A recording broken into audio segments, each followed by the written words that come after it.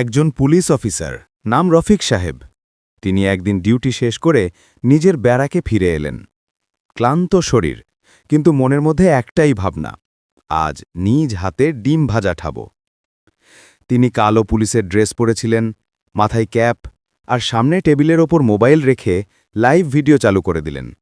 বন্ধুরা, আজ আমি নিজ হাতে ডিম ভাজব। তার হাসি, তার কথাবার্তা যেন ইউটিউবার পুলিশ। চুলার ওপর ফ্রাই প্যান বসিয়ে তেল দিলেন, তারপর একটা ডিম ভাটিয়ে দিলেন।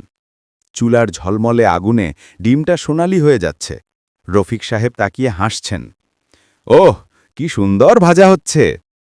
কিন্তু তার মনটা পুরোপুরি ডিমে নয়, অর্ধেক মোবাইলে, কারণ ভিডিওটা যেন ঠিকঠাক হচ্ছে কিনা সেটা দেখছেন। এই সময় পাশের দরজার সাইটে এক লোক, নাম বাবুল, চুপি চুপি বসে ফোনে কিছু সেটিং করছিল, হয়তো চার্জ দিতে বা গান শুনতে, কিন্তু বাইরে থেকে দেখে মনে হচ্ছিল সে খুব সন্দেহজনকভাবে বসে আছে। এদিকে পাশের ঘর থেকে দুইজন মানুষ, মিজান আর সোহেল, এই দৃশ্যটা দেখতে পেল। তারা ভাবে, এই লোকটা দরজার পাশে বসে কি করছে? কিছু একটা গণ্ডগোল আছে। তারা চুপি চুপি সব ভিডিও করতে শুরু করল। রফিক সাহেবের ডিম এখন পুরোপুরি ভাজা হয়ে গেছে। তিনি একটু ফোনের দিকে তাকিয়ে বললেন, ও, ডিমটা উল্টানো দরকার। কিন্তু তিনি ফোনে মনোযোগ দিচ্ছিলেন বলে খেয়াল করেননি, আসলে ডিমটা উল্টে গেছে। কে উল্টালো জানেন? দরজার পাশে বসা সেই বাবুল লোকটা চুপি চুপি এসে চামচ দিয়ে উল্টে দিয়ে আবার বসে গেল।